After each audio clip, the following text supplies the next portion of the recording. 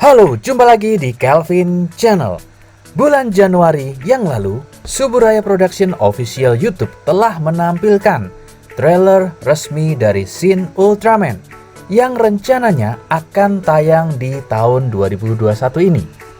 Nah, menariknya nih guys, sebelum filmnya muncul, pernak-pernik mainannya atau action figure atau merchandisingnya sudah mulai bermunculan di mana saja. Salah satunya adalah Ultra Action Figure untuk Shin Ultraman.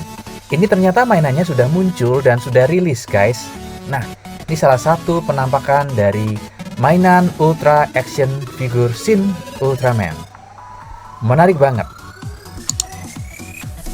Ini adalah penampakan dari Ultra Action Figure. Cukup menarik. Memang untuk titik artikulasinya tidak terlalu kompleks. Nah, namun untuk sekedar punya atau bermain, ini cukup playful, cukup menyenangkan. Oke, kemudian yang kedua juga sudah muncul dan sudah rilis untuk versi action figure yang vinyl. Ini dia.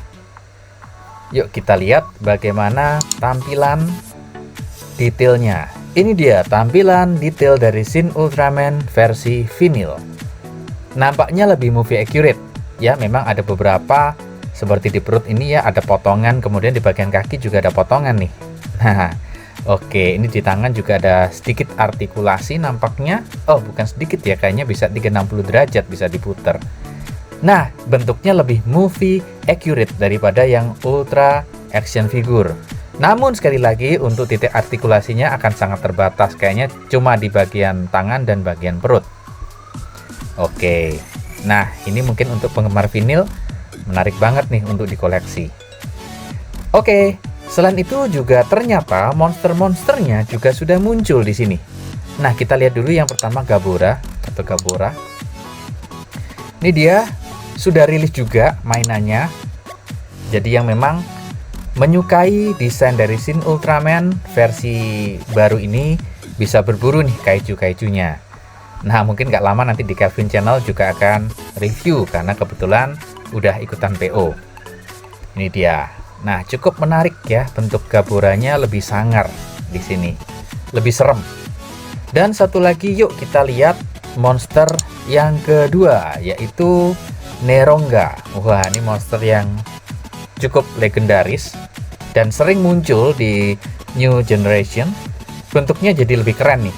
Nah, cuma minusnya di sini kayaknya bagian tanduknya ini dibuat nyambung ya, nyambung dengan bagian badannya. Oke, entah mungkin karena keterbatasan vinil atau gimana gitu ya untuk produksinya. Ya, bentuknya juga lebih serem ya dibandingkan Neronga yang versi lawas, versi Showa. Nah, itu saja untuk mainan yang versi Ultra Action Figure dan yang versi vinil.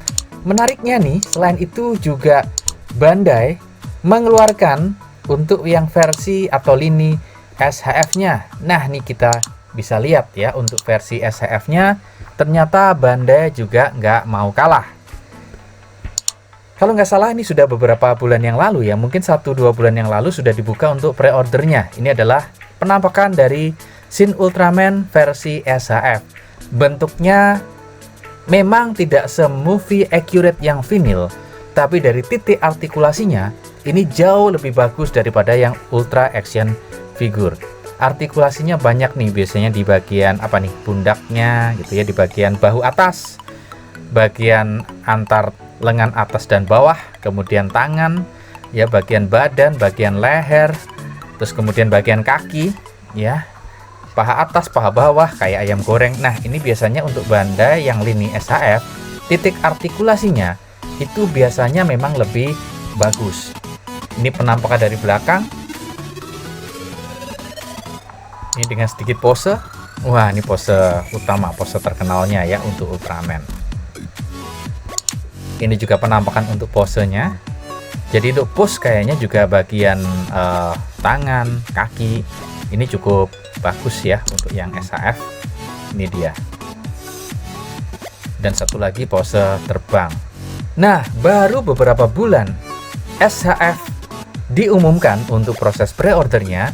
Kemarin ternyata Medicom Mafex juga nggak mau kalah nih. Nah, ternyata salah satu industri mainan atau pemegang industri mainan terbesar di Jepang selain Bandai, ini ada juga yang namanya Medicom Mafex. Nah, Medicom adalah nama produsennya, kemudian Mafex adalah lininya, seperti Bandai punya SHF. Dan Mafex pun ngeluarin Shin Ultraman, nggak mau kalah ya, mereka bersaing. Nah, ini dia, nanti kita akan cek perbandingan ya, mulai dari harganya, kemudian tingginya, bentuknya, dan sebagainya. Kita akan lihat, cek-cek setelah ini. Kita lihat dulu, kita nikmatin dulu penampakan dari Shin Ultraman versi Mafex. Ini adalah tampilannya dengan pose sedikitnya. Ini juga kita bisa perhatikan. Nanti kita akan cek bedanya apa sih dengan yang Bandai SHF. Dan nanti teman-teman juga bisa memilih nih, kira-kira kalau ikutan PO atau beli, mau beli yang versi dari Bandai atau dari Medicom. Oke, ini adalah penampakan-penampakan dari Shin Ultraman versi Mafex. Sementara kalau dilihat sih lebih jangkung ya, kayaknya sih, cuma nanti kita bandingin aja ya. Oke, titik artikulasinya beda tipis dengan SHF, tapi kayaknya bentuk tubuhnya lebih kurus untuk yang Mafex. Nah, ini adalah tangan-tangan alternatif yang juga disediakan, diberikan. Harganya di sini 6.000, kayaknya 6.000 yen ya, atau 6.600 yen. Ini mungkin include atau tanpa pajak. Kemudian tingginya nampaknya lebih tinggi dari SHF. Kalau SHF itu biasanya 150 mm ya. Nah, kalau Mafex ini tingginya 16 cm atau 160 mm. Nah, itu dia, menarik sekali. Kayaknya bakal rilisnya nggak beda jauh sih kayaknya ya dengan Bandai. Kira-kira nanti mungkin bulan Juli, Agustus ya, sekitar itulah akan rilis keduanya. Karena juga kayaknya bakal meramaikan film yang akan ditayangkan. Nah, untuk yang versi Bandai SHF, harganya sedikit lebih murah. 5.500 sudah tax include. Nah, sudah termasuk pajak. Jadi lebih murah sekitar 1.000 yen. Nah, tapi untuk tingginya kayaknya lebih tinggi yang Medicom Mafex. Oke, kemudian saya juga mencari tahu informasi di situs-situs yang lain. Kebetulan saya adalah pengikut ya dari ini nih, SH Figuarts Thailand. Nah, Thailand itu salah satu negara yang fans Ultraman-nya gede banget. Di tampilan ini, di Facebook atau sosial media ini ternyata diberikan perbandingan. Nah, jadi di sini dapat banget ya insight-nya. Kita bisa belajar banyak, kita bisa memilih kira-kira mana yang akan kita beli. Nah, kalau mau beli dua-dua ya silahkan gitu ya. Kalau memang ada budgetnya, kolektor sejati bisa beli dua-dua. Oke, kita lihat dari penampakan bagian depan. Ternyata dari sisi tampilan kita jelas banget bahwa Mafex itu jelas lebih tinggi. Karena dia di skala 16 cm, kemudian Bandai itu kira-kira 15 cm. Oke, itu yang pertama dari tingginya. Yang kedua, dari moldingnya. Kalau kita perhatikan, memang nampaknya yang Mafex ini lebih jangkung, lebih tinggi, lebih kurus. Kesannya akan seperti itu. Itu perhatikan bagian pahanya, itu paling kelihatan banget ya. Kemudian lebar dada atau bahu ke bahu, itu kelihatan. Dari skillnya atau mungkin juga badan ke perut ya. Kalau yang Mafex itu kayaknya lebih lurus nih, lebih lurus. Kalau yang Bandai itu kayak ada bentuknya nih. Nah, ada sedikit bentuk ototnya seperti itu. Jadi kelihatannya lebih lebar bagian dadanya. Oke, bahunya itu lebih gede, lebih lebar. Oke, kemudian dari yang nampak banget di sini untuk yang ini ya, motif kostumnya. Kalau yang Mafex itu dia berhenti di atas sini, ikut artikulasi yang atas. Nah, kalau yang Bandai kita gedein, dia sisanya ikut bagian bawah. Jadi ketika digerakin artikulasinya mungkin akan kelihatan putus di sini. Tapi, nah yang menarik juga di sini. Nah, bagian perut bawah itu juga sama nih.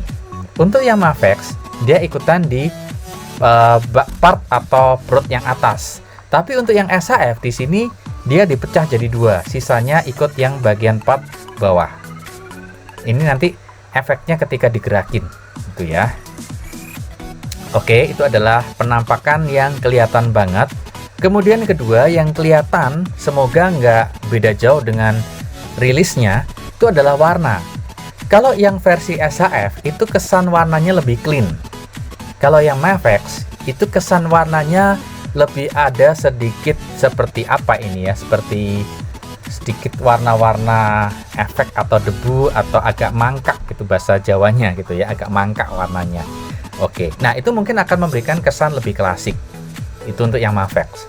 Yang Bandai sekali lagi SHF kesannya lebih clean di sini. Nah, ini dia. Terus kemudian juga ciri khas Bandai untuk SHF yang baru-baru itu bagian sini apa nih ya? Paha atas yang nyambung ke badan itu biasanya memang artikulasinya seperti ini. Kalau Mafex masih pakai teknologi versi yang lama nih. Jadi kalau di pose tendang itu biasanya kelihatan lubang banyak banget di sini. Nah, itu bedanya dengan Mafex dengan SHF. Nah, ternyata juga ditampilin foto-foto yang lain.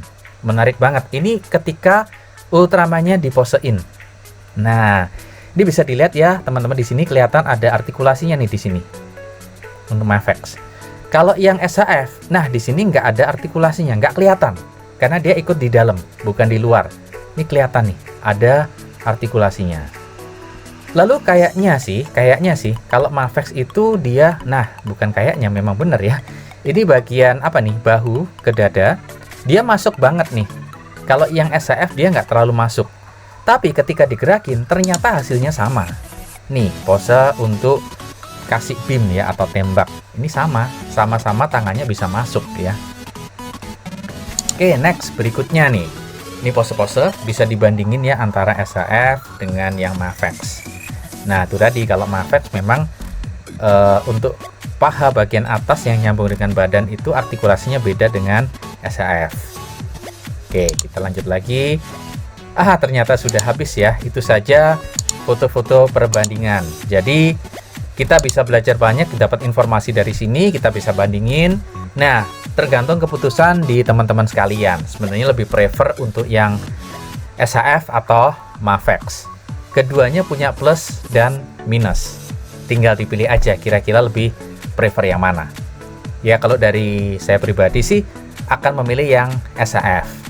Karena dari pengalaman beli, QC-nya memang di Mafex itu kayaknya tidak seketat yang di Bandai SHF.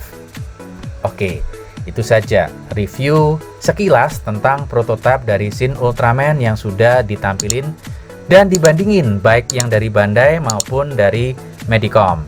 Oke, sekali lagi keputusan di tangan teman-teman sekalian, lebih prefer yang mana, Bandai atau Medicom Mafex. Baik, itu saja dari Kelvin Channel. Jangan lupa untuk selalu like dan subscribe Kelvin Channel. Bye.